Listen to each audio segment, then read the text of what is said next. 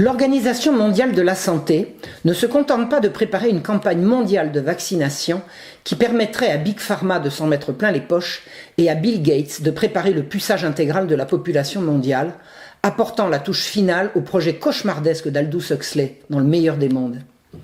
En matière de santé, l'OMS s'occupe de bien d'autres choses que de virus et de vaccins, et voilà bien longtemps qu'elle se pique de parler de sexe, ou plus précisément de santé sexuelle. Car quoi de mieux pour parler sexe quand on est une organisation sanitaire que d'invoquer la santé sexuelle? C'est dans les années 70 que l'organisation évoqua la chose pour la première fois. La santé sexuelle, c'est, je cite, l'intégration des aspects somatiques, affectifs, intellectuels et sociaux de l'être sexué, réalisés selon des modalités épanouissantes qui valorisent la personnalité, la communication et l'amour. Ah, on ne voit pas bien le rapport avec la santé, mais il doit y en avoir un quand même puisqu'ils le disent. Voyons ce qu'ils disaient de la santé en 1946. La santé est un état de complet bien-être physique, mental et social et ne consiste pas seulement en une absence de maladie ou d'infirmité. La santé, ce serait donc l'absence de maladie plus le bien-être. Le bien-être, c'est bien ça, non ? En 2002, l'OMS peaufina sa définition de la santé sexuelle. Désormais, on ne parlerait plus d'amour mais d'autre chose. Je cite. La santé sexuelle est un état de bien-être physique, mental et social dans le domaine de la sexualité.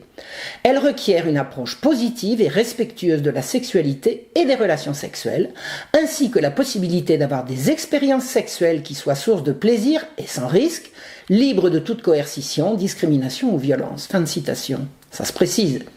L'OMS va vouloir s'occuper de notre bien-être, de nos relations sexuelles, de nos expériences sexuelles, de notre plaisir, de l'absence de risque, de coercition, de discrimination ou de violence. Il serait donc sain d'avoir des expériences sexuelles sans risque. Quel risque au fait? La violence, ça se soigne, docteur? Et c'est quoi la discrimination? Ça a un rapport avec la santé? Le principe de discrimination porte en soi une justice et une équité bienveillantes. Discriminer, d'après le dictionnaire, c'est différencier en vue d'un traitement séparé. Cela signifie donc considérer deux éléments distincts avec des approches distinctes. On ne remplit pas l'assiette de papa comme celle du bébé. On ne demande pas à un débutant le résultat d'un confirmé. On ne demande pas le même effort physique à un athlète ou à un gringalet. Si l'égalité demande que tout le monde soit traité de la même manière, l'équité sait qu'il faut discriminer pour être juste. C'est en discriminant les femmes que la loi, en 1892, entendit les protéger en interdisant de les faire travailler la nuit. Et c'est au nom de l'égalité que ce principe fut aboli et qu'aujourd'hui, n'importe quelle mère isolée peut aller revendiquer de travailler la nuit. Or, depuis l'invention des droits sexuels pour tous, il n'est pas de texte émanant des cinglés qui nous dirigent qui n'exige que nous luttions contre les discriminations, au nom de l'égalité bien sûr, tarte à la crème du progrès que personne ne réclame, mais que nos élites exigent de nous. Savourons d'ailleurs ce qu'en dit l'actuel directeur général de l'OMS. L'OMS ne peut œuvrer efficacement en faveur de l'égalité des sexes et de l'équité en santé sans examiner sa propre situation à cet égard. L'organisation s'engage en faveur de l'inclusion, de la diversité et de la parité homme-femme, ce dont témoigne la nouvelle équipe de direction du directeur général qui comporte plus de femmes que d'hommes. Il y a donc la parité quand il y a plus de femmes. Cela veut-il dire qu'il faut plusieurs femmes pour faire un homme ? Disons-le tout net, l'OMS est à la pointe de la promotion des droits sexuels. La Déclaration des droits sexuels, publiée en 2008 par la plus que contestée Fédération internationale du planning familial, qui planifie la famille par la promotion à tout va de l'avortement pour toutes et vit du trafic de fœtus, a été validée par l'OMS en 2015 lors de la publication d'un document intitulé « Santé sexuelle, droits de l'homme et le droit », où il est écrit en préambule « Les droits sexuels de toutes les personnes doivent être respectés, protégés et réalisés ». Pour ceux qui ne savent pas encore, voici ce que sont les droits sexuels tels que l'IPPF, nom international du planning familial, les a définis en 2008. Article 1er, c'est le droit de jouir d'une sexualité indépendante de la reproduction et d'une reproduction indépendante de la sexualité. On a bien entendu. Il n'y aura plus aucun rapport entre faire l'amour et faire des enfants. Pourquoi ? Eh bien, parce que le sexe n'est plus le moyen de se reproduire, c'est le moyen de jouir. Et il y a pour nous expliquer de grands savants qu'on appelle des sexologues. Et la chose ne date pas d'aujourd'hui. Voilà près d'un siècle qu'en Allemagne, en 1921, s'est tenue une première rencontre de sexologie organisée par un certain Magnus Hirschfeld. 5 ans plus tard, son compatriote Albert Moll en organisait un autre et les congrès de sexologie vont se suivre jusqu'à la décapitation totale du mouvement en 1933. Il n'est pas aisé de dire pourquoi les nazis ont mis fin à la grande vague sexologique. Était-ce parce que ses dirigeants étaient tous juifs? Parce qu'ils étaient de gauche? Ou bien parce qu'ils étaient tous homosexuels? Ou alors, simplement parce qu'ils corrompaient la jeunesse. On ne sait pas. Toujours est-il que la sexologie allemande d'avant-guerre fit la part belle à l'homosexualité et que de ce point de vue, il est aisé de comprendre que la chose avait peu à voir avec la reproduction de l'espèce. Séparer le sexe de la reproduction et la reproduction du sexe, la chose semblait couler de source pour ces praticiens de la sodomie. Or donc, le sexe n'est plus pour faire des bébés mais pour jouer avec. C'est en tout cas ce que vont nous affirmer tous les organismes dépendants des Nations Unies auxquels l'OMS va apporter sa caution. Mais revenons au droit sexuel de l'IPPF. Quand on a compris que le sexe n'est plus relié à la reproduction de l'espèce, reste à comprendre qu'il nous sert à jouir et que jouir est devenu un droit. Un droit, il y a les droits de l'homme et parmi ceux-ci, les droits sexuels. Il précise, chacun doit pouvoir contrôler tout ce qui touche à sa sexualité en tenant compte des droits d'autrui et des capacités évolutives de l'enfant. Les enfants auraient donc également le droit de jouir, et oui, mais il faudra tenir compte de leur âge. Lequel ? Référons-nous de nouveau au document de 2015. L'OMS y précise que, je cite, « D'un point de vue juridique, les adolescents de moins de 18 ans sont reconnus comme détenteurs de tous les droits de l'homme. » Et elle définit les adolescents comme des personnes âgées de 10 à 19 ans. À partir de 10 ans, un enfant peut donc jouir des droits sexuels, mais en tenant compte de ses capacités évolutives. La formule relève du miracle. Elle réussit à faire croire qu'elle dit quelque chose alors qu'elle ne dit rien, ni qui tiendra compte de quoi, ni à quel propos. Et ces capacités évolutives sont la seule restriction qu'on trouvera dans tous ces textes à l'attribution de tous les droits sexuels aux petits d'hommes à partir de 10 ans. On spécifie même qu'ils pourront progressivement exercer leurs droits tout seuls. Je cite, « Les droits et protections garantis aux personnes de moins de 18 ans diffèrent des droits des adultes et doivent tenir compte des capacités évolutives de chaque enfant à exercer ses droits pour son propre compte. » Ça s'appelle les droits de l'enfant et on annonce bien ici qu'on se passera des parents. C'est d'ailleurs spécifié plus loin. Les sociétés doivent créer des environnements au sein desquels l'enfant peut réaliser ses capacités maximales et se voir octroyer plus de respect pour sa capacité à prendre des décisions responsables concernant sa vie. De quel genre de décision parle-t-on ici dans un manifeste pour les droits sexuels, sinon des décisions concernant la sexualité ? Les droits sexuels doivent pouvoir s'exercer, je cite, sans intrusion arbitraire ni limitation fondée sur des croyances culturelles ou l'idéologie politique dominante, ou encore sur des notions discriminatoires d'ordre public, de moralité publique, de santé publique ou de sécurité publique. Fin de citation. Voilà donc le programme. Pour faire valoir les droits sexuels des personnes, il faudra mettre de côté l'ordre et la moralité publique qui sont discriminatoires. Or, c'est bien l'OMS qui a dit que la santé sexuelle implique de pouvoir avoir des relations sexuelles sans discrimination. Maintenant qu'on sait que la morale et l'ordre public sont discriminatoires, on approche de ce que l'OMS nous prépare en matière de santé sexuelle. C'est d'ailleurs précisé plus loin. La non-discrimination interdit toute préférence, distinction, exclusion ou restriction fondée sur le sexe, l'âge, le genre, l'identité de genre, l'orientation sexuelle. Interdire une activité sexuelle en fonction de l'âge sera donc discriminatoire, donc interdit. Interdire le sexe aux enfants sera donc discriminatoire, on ne rêve pas. C'est bien ce qui est écrit. On n'aura plus le droit d'interdire le sexe aux enfants. Ce sera discriminatoire. Et les parents là-dedans? On ne les oublie pas. L'OMS le dit en toutes lettres en 2015. Je cite, « Les parents ont besoin d'une éducation et d'une information adéquates qui renforcent leur capacité à établir des relations de confiance avec leurs enfants adolescents afin que les questions de sexualité et les comportements sexuels puissent être discutés ouvertement et que les droits des adolescents soient respectés. On va donc éduquer les parents à ne pas perturber les droits sexuels de leurs enfants.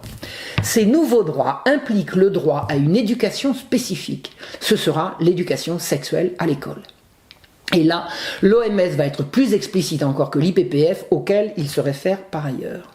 En 2010, Elle publie les standards pour l'éducation sexuelle en Europe, avec un préalable. Donner une éducation sexuelle, notamment dans les écoles, n'est pas toujours chose aisée. La démarche rencontre souvent des résistances, motivées le plus souvent par des peurs et des préjugés. Si les gens ne sont pas d'accord, c'est qu'ils ont peur et qu'ils ont des préjugés, pas qu'ils ne sont simplement pas d'accord. Pour être suffisamment valorisée, l'éducation sexuelle devrait devenir une branche d'examen. Une branche d'examen ? On a déjà des examens en biologie, non ? Que propose-t-on d'autre ? La masturbation, le changement de sexe, la pose de préservatif, la sodomie sans peine ?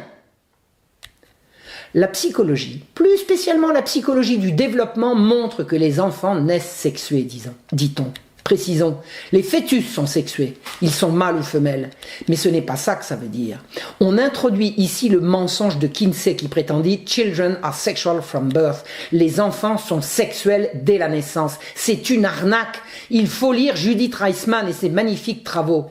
On veut nous faire croire que les enfants peuvent avoir une vie sexuelle. C'est faux. L'enfance, c'est justement la période de la vie qui précède la sexualité. Je cite les signes précurseurs de la future perception sexuelle, par exemple la capacité d'apprécier le contact physique, sont présents dès la naissance. Mais en quoi la capacité d'apprécier les contacts physiques est-elle sexuelle ? C'est réduire le sexe au plaisir qu'il procure. Mange-t-on uniquement parce qu'on y prend du plaisir ? L'éducation sexuelle commencera dès la naissance. En quel honneur ? Et en quelle langue ?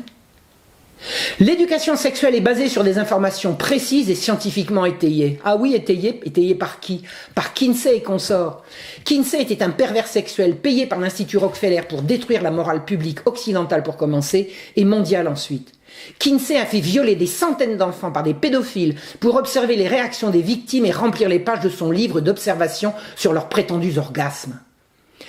Les objectifs de l'éducation sexuelle sont de favoriser le respect de la diversité sexuelle et des différences entre les sexes, ainsi que la prise de conscience de l'identité sexuelle et des rôles socialement associés au genre. Mais c'est ici l'introduction de l'homosexualité comme norme et de l'idée qu'on peut choisir son sexe, donc on peut en changer. On favorisera le développement psychosexuel, ça le mot est beau, des individus en apprenant à exprimer des sentiments, des besoins, à mener une vie sexuelle agréable et à développer sa propre identité sexuelle et ses propres rôles de genre. Non mais l'école est-elle là pour apprendre aux jeunes à mener une vie sexuelle agréable ? On ne sait plus lire ni écrire, mais on apprend à jouir. Et ça ne s'appellerait pas de la corruption de mineurs, ça ? Comme on a décidé que l'éducation sexuelle commencerait dès la naissance, voici ce que l'OMS préconise pour les tout-petits. Avant 4 ans, c'est-à-dire de 0 à 4 ans, on renseignera l'enfant sur la grossesse et la naissance des bébés. En quelle langue ? L'égalité entre les sexes au berceau. Les différentes manières de devenir l'enfant d'une famille. Mais ça veut dire qu'on veut apprendre aux enfants qu'il y a autre chose que papa et maman, c'est quoi ça ? La masturbation. Mais oui, c'est comme ça, c'est marqué. Et on fait comment ? Autrement qu'en le manipulant ? La citation exacte est « Informer l'enfant sur le plaisir et la satisfaction liés au toucher de son propre corps, la masturbation enfantine, précoce ». À présent, le programme pour les enfants âgés de 4 à 8 ans. La reproduction humaine, de 4 à 8 ans. La consolidation de son identité sexuelle, fille ou garçon, pour le cas où ils auraient des doutes, pauvres gamins. La masturbation, le plaisir et la satisfaction à se toucher. Mais c'est en toutes lettres, je sais qu'on ne me croit pas, il faudra aller regarder. Les différentes conceptions de la famille. C'est quoi les différentes conceptions de la famille ? C'est pas l'introduction du mariage gay, ça ? Et les abus. On va parler des abus et dire que certaines personnes peuvent s'avérer violentes. Ah bon ? Abus égale violence ? Donc, s'il n'y a pas de violence, il n'y a pas d'abus. On ne serait pas en train d'introduire l'idée de consentement et de dire que s'il n'y a pas eu violence, c'est que le gosse était d'accord. Les relations entre les personnes de même sexe et le respect des différentes normes en matière de sexualité. Et oui, on promet donc bien ici l'homosexualité. Quoi d'autre ? La conscience de pouvoir choisir et affirmer « mon corps m'appartient » avec son corollaire. J'ai le droit de dire non, c'est-à-dire j'ai le droit de dire oui. Le respect des différentes normes en matière de sexualité. Attendez, à 5 ans. À 5 ans. La référence à la masturbation reviendra à tous les âges, de 4 ans à la sortie du lycée, âge auquel on parlera des relations sexuelles transactionnelles, autre mot pour dire prostitution. L'UNESCO ne saurait prendre parti dans le grand débat sur l'éducation sexuelle à l'école sans que l'OMS y apporte sa caution. Ce fut le cas en mai 2010, quand l'agence dédiée à l'éducation et à la culture publia ses principes directeurs destinés à tous les professionnels de l'enseignement. Précisons que la présidente de l'UNESCO, l'agence située à Paris, est Audrey Azoulay, qui fut ministre de la Culture de Nicolas Sarkozy et signa en 2017 un décret autorisant l'accès des mineurs aux scènes de sexe non simulées dans les salles de cinéma. La raison de cette décision ? Eh bien, cette interdiction n'est plus justifiée aujourd'hui en raison des changements de mœurs et de mentalité. Ça, c'est de la culture. Or donc, sous le patronage de l'OMS, voici ce que nous prépare l'UNESCO à l'horizon de 2030 en matière d'éducation, de santé et bien-être, d'égalité des genres, Il n'y a pas si longtemps, les gens avaient un sexe et les mots un genre. Le temps change avec la théorie du genre, la théorie du même nom. Ce guide nous apprend que de plus en plus de jeunes ont réclamé leur droit à une éducation à la sexualité. C'est explicite, on parle bien ici de pratique sexuelle, pas de reproduction. Mais depuis quand est-ce que l'éducation consiste à répondre à la demande des jeunes? A-t-on pensé à leur apprendre à rouler des pétards ou à conduire sans permis? Trop de jeunes, dit-on, reçoivent une éducation incomplète et fondée sur des jugements de valeur. Eh oui, les valeurs n'ont plus lieu d'être depuis que la sexualité c'est la santé. Et pourtant, la vie sexuelle se pratique avec des valeurs. Faut-il le rappeler que la sexualité impliquant l'autre, c'est à ce titre que la morale ne saurait en être exclue. À moins qu'on ne décide, et il faudra alors le dire, de préparer un monde de prédateurs occupés à satisfaire toutes leurs pulsions au nom du droit de jouir. Exit donc la morale, vieille lune totalement anti-scientifique et empêcheuse de jouir en rond. La sexualité va devenir immorale, amorale, et ce sera l'école qui le fera savoir à vos chères têtes blondes sous le patronage de l'Organisation mondiale de la santé, l'OMS. Mais enfin, ne faut-il pas protéger les jeunes contre les maladies sexuellement transmissibles, les grossesses précoces et la violence sexuelle? Évidemment, mais on pourrait commencer par leur recommander de jouer à des jeux de leur âge. La sexualisation des enfants peut-elle être combattue par la sexualisation des enfants? L'éducation à la sexualité doit commencer, assure-t-on, avant que les jeunes soient sexuellement actifs. Pourquoi? Eh bien, encore une fois, parce que. Aucune autre raison. Parce que c'est comme ça. Or, je signale que c'est un crime et que c'est puni par la loi. Ça s'appelle l'attentat à la pudeur et la corruption de mineurs. L'UNESCO n'oublie pas, comme ont fait avant elle l'OMS et l'IPPF, de dénoncer les inadmissibles mutilations sexuelles féminines. Veut-on une preuve que les justifications de ce programme sont fallacieuses? Comment peut-on lutter contre les discriminations, réclamer à corps et à cri l'égalité, vouer aux gémonies les mutilations féminines sans toucher aux masculines? On se moque de nous. Pour lutter contre les avortements clandestins, on promeut bien évidemment l'avortement sûr. On n'a jamais pensé à promouvoir la naissance, ni l'abstinence, ni suggéré de jouer à des jeux de son âge. Ce n'est jamais en option. Santé sexuelle, c'est liberté, et liberté, c'est avortement. Partout, tout le temps, dans tous les textes, en permanence. À chaque fois qu'il sera question de santé sexuelle, de droits sexuels, de libération des femmes, de droits des femmes, reviendra comme une scie, comme un leitmotiv obsessionnel, le droit à l'avortement. Pour tout, partout, tout le temps. L'avortement par aspiration, l'avortement par pilule, l'avortement à l'école, à l'infirmerie, l'avortement derrière le dos des parents, et mieux, derrière le dos du mari. Mais oui, les droits sexuels sont avant tout des droits de l'homme, et les droits de l'homme, c'est aussi le droit des femmes. Et l'avortement est un droit des femmes. Et les femmes ne sont pas des mineurs, elles ont le droit de décider pour elles-mêmes. Les partisans de l'avortement, pour toutes, se vantent d'avoir obtenu que l'Indonésie ait aboli une loi obligeant une femme qui veut avorter à obtenir l'accord de son mari. La chose est ainsi décrite. Cette loi a été jugée contraire à la loi nationale sur les droits de l'homme et aux engagements internationaux du pays en matière de droits des personnes pour décider si, quand et à quelle fréquence il faut avoir des enfants, sans contrôle ni contrainte de la part du gouvernement ou de tiers. Si une femme est enceinte, elle peut se faire avorter sans l'accord de son mari puisque celui-ci est désormais considéré comme un tiers. Un tiers! Dans le couple, il y a désormais la femme et un tiers. Et on appelle ça les droits de l'homme. Mais c'est quoi un homme pour ces gens? Le programme de l'UNESCO entend lutter contre la violence homophobe et transphobe qui perturbe, paraît-il, l'apprentissage à l'école. Au fait, comment sait-on qu'un élève est homosexuel? À quel titre faut-il lutter contre les violences homophobes, puisque contre n'importe quelle autre violence? À quel titre devrait-on discriminer les violences qu'on combat et celles qu'on laisse faire? Peu importe, on luttera contre l'homophobie, néologisme qui vaut aux gémonies quiconque ne plie pas devant les diktats d'un lobby tout-puissant qui prétend lutter contre un taux de suicide des jeunes homosexuels totalement imaginaire. Dans un souci pédagogique évident, le texte dénonce l'augmentation de l'accès à une pornographie violente. Et la pornographie non violente, ça va? Bande de malades. Voici ce que préconise l'UNESCO pour les 5-8 ans. On commencera par les gaver de l'égalité des sexes dans la famille, mais de quoi je me mêle? On leur fera lister aussi les bonnes et les mauvaises relations. C'est aux gosses de trouver ça?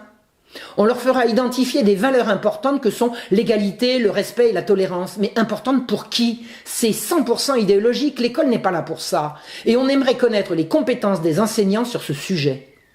On leur apprend qu'il existe des touchés corrects et des touchés non corrects et on leur demande de les lister à 5 ans. Quelquefois, les touchés sont mauvais pour les enfants. On peut savoir lesquels au juste?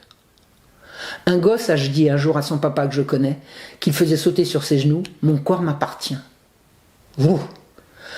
On leur montrera quoi faire quand quelqu'un les touche de la mauvaise manière. Et quelle est cette mauvaise manière de toucher? On peut savoir. Les enfants devront pouvoir affirmer que des gens montrent leur amour pour les autres de différentes façons, comme par les baisers, les câlins et parfois des attitudes sexuelles. De quoi parle-t-on? D'attitudes sexuelles à des gosses de 5 ans? Mais il y a une confusion totale. Essaye-t-on ici de dire qu'en ayant une attitude sexuelle, on montre son amour? On explique que tous les enfants doivent être désirés et soignés. Ah bon? Et s'ils ne sont pas désirés, on en fait quoi? On les retire à leur famille pour les donner à d'autres? On va leur montrer la différence entre le sexe biologique et le genre. Le genre qui n'existe pas. C'est la théorie du genre qui justifie les opérations de changement de sexe qui pourront se faire derrière le dos des parents au titre du droit des enfants. Voici le programme pour les 9-12 ans. Attention, danger! Les parents, éducateurs ou autres membres de la famille aident les enfants à acquérir les valeurs et aident les enfants à prendre leurs propres décisions. Les enfants n'ont pas à prendre des décisions, ce sont les parents qui le font. On sape ici l'autorité parentale à partir de 9 ans. Les parents ne sont plus là que pour conseiller. Alors qu'on est censé parler ici d'éducation sexuelle, quel est le rapport? Ça se rappelle les droits sexuels accordés à tout le monde sans discrimination sur l'âge. Les enfants ont des droits sexuels et ils ont le droit de prendre leurs propres décisions. C'est clair? Les parents ne pourront plus s'opposer à une relation sexuelle de leur enfant avec qui que ce soit si l'enfant l'a décidé. On fera connaître que tous les membres de la famille peuvent promouvoir l'égalité dans la famille. Les enfants de 9 ans vont promouvoir l'égalité entre papa et maman, mais de quoi tu te mêles? Les valeurs familiales saines impliquent la coopération, l'amour, l'égalité des genres, le respect mutuel. Et l'autorité, elle a disparu. On leur expliquera que la masturbation commence à la puberté et même avant. On a affaire là à des gosses de 9 ans. On leur apprend donc bien la masturbation, non? Comment connaissent-ils le mot? Ils sont préadolescents. C'est de l'incitation pour ceux qui n'y ont pas pensé. On est passé de la diabolisation d'hier à la promotion aujourd'hui. On va discuter avec eux de l'importance de décider en toute connaissance de cause d'avoir ou pas des relations sexuelles. Ils ont 9 ans. On explique comment poser des préservatifs masculins et féminins pour réduire le risque de grossesse non désirée, ce qui est un pléonasme en demeurant. Pour les 12-15 ans, on va rappeler comment les normes sexuelles et les stéréotypes de genre ont un impact sur les relations romantiques. Qui a qualification pour parler de ça? Qui a défini ces problèmes et qui prétend leur trouver des solutions? Et c'est quoi le problème? Celui des couples gays? On fait bien ici l'apologie de la marge en culpabilisant la norme. On leur apprendra à faire la différence entre les mythes et les faits en matière de sexualité. On oppose les mythes aux faits, mais quels faits? Quels mythes? En fait, on fait relever la morale des mythes et la licence des faits, c'est-à-dire de la science. C'est l'évacuation de la morale. C'est Kinsey le prédateur, le menteur, le pervers, utilisé par l'Institut Rockefeller pour détruire la morale et la famille. On leur inculquera que c'est à eux de décider quand et avec qui avoir des relations sexuelles. C'est la validation de leur consentement à 12 ans, hors de toute morale importune. On va discuter des relations sexuelles transactionnelles. C'est bien le nouveau mot pour prostitution, non? Et on va discuter des risques qu'elles impliquent. Les risques, la morale est évidemment totalement absente. C'est monstrueux, il n'y a plus d'autorité parentale pour interdire à une fille de faire la putain. On pourra dire non à la putophobie, reconnaissance du travail sexuel. Ils ont 12 ans. On évoque la contraception d'urgence, c'est-à-dire l'avortement médicamenteux. En France, on prévient les gamines qu'elles peuvent se faire avorter discrètement à l'infirmerie de l'école, mais on leur spécifie qu'elles ont le droit de prévenir leurs parents. Non mais encore heureux. On insiste sur les risques inhérents à la grossesse précoce et aux grossesses rapprochées, à 12 ans. Pour les 15-18 ans, il existe des relations saines et des relations malsaines. Ok, lesquelles ? On fera reconnaître que tout le monde peut devenir parent indépendamment du genre, de la maladie comme le VIH, de l'orientation sexuelle ou de l'identité de genre. C'est bien la GPA-PMA, non ? De quoi parle-t-on ? En tout cas, c'est la validation du mariage pour tous. Parlons relations transactionnelles. On rappellera que les relations transactionnelles peuvent limiter la possibilité de sexe sans risque. On dit ici que faire la pute, c'est risqué, la pute ou le pute au demeurant. Sous-entendu, si vous prenez suffisamment de précautions, allez-y. Mais c'est pas de la corruption de mineurs, ça. Vivre sa vie sexuelle librement implique de savoir comment éviter les maladies et les grossesses non désirées. La grossesse est définitivement présentée comme un risque, comme un mal. C'est la validation de la sexualité comme source de plaisir et non transmission de la vie. Les élèves doivent évaluer les risques et les avantages de l'adoption. Mais c'est l'adoption comme un droit. L'adoption de qui ? Le droit à l'adoption sous-tend le trafic d'enfants. L'adoption est une option pour des gens qui ne sont pas prêts ou pas capables de devenir parents. Pas prêts pourquoi ? Parce qu'ils sont trop jeunes et alors ils peuvent adopter ? Pas capables pourquoi ? Parce qu'ils sont homosexuels ? C'est un droit sur les enfants des autres. L'ouverture à la GPA et la PMA, c'est l'arrachage des enfants aux familles, pas dans la norme. C'est ce qu'on a vu faire en Angleterre et en Europe du Nord. C'est ce qu'on voit de plus en plus apparaître en France. C'est l'horreur absolue. Dans ce vaste programme de promotion du sexe pour tous, avec tous, sous couvert d'avortement libre et gratuit à tout âge, se révèle une atteinte des plus graves à la parentalité. Si on imagine qu'on pourra s'élever contre ces façons de faire pour en protéger ses enfants, on se trompe. Voilà ce qu'affirme l'OMS en 2015 dans son guide dont l'élaboration a été financée notamment par l'Open Society de George Soros. Les parents tuteurs peuvent envoyer leurs enfants dans une école de leur choix avec des approches éducatives religieuses ou autres, mais les écoles elles-mêmes sont soumises à une réglementation par le droit national, notamment en ce qui concerne la fourniture d'une éducation sexuelle obligatoire. Ni les parents ne sont censés s'opposer à ce programme, ni aucune clause de conscience s'opposer à la multiplication des avortements tous azimuts. Les normes internationales en matière de droits de l'homme stipulent clairement que, bien que le droit à la liberté de pensée, de conscience et de religion soit protégé par le droit international des droits de l'homme, la liberté de manifester sa religion ou ses convictions peut être soumise à des restrictions afin de protéger les droits de l'homme. Les États ont la responsabilité particulière de veiller à ce que les adolescents ne soient pas privés d'informations ou de services de santé sexuelle et reproductive en raison de l'objection de conscience des prestataires. Au nom de la santé sexuelle, l'OMS est derrière toute une entreprise mondiale de corruption de la jeunesse par le sexe et une culture de mort. Il faut lire les documents issus de l'OMS ou parrainés par l'OMS. On en donnera la liste en annexe. Il faut le voir pour le croire. L'organisation soutient les droits des clandestins, des prisonniers, des transsexuels qui doivent pouvoir bénéficier non seulement des fonds publics pour des opérations de mutilation irréversibles, mais également de la modification de l'état civil. Rien ne semble devoir être oublié dans cette litanie de négation de la réalité et de total renversement des valeurs. C'est l'OMS qui, le 11 mars 2020, a qualifié de pandémie l'apparition de la Covid-19, déclenchant par le monde une réaction de panique et une atteinte sans précédent à la liberté des peuples.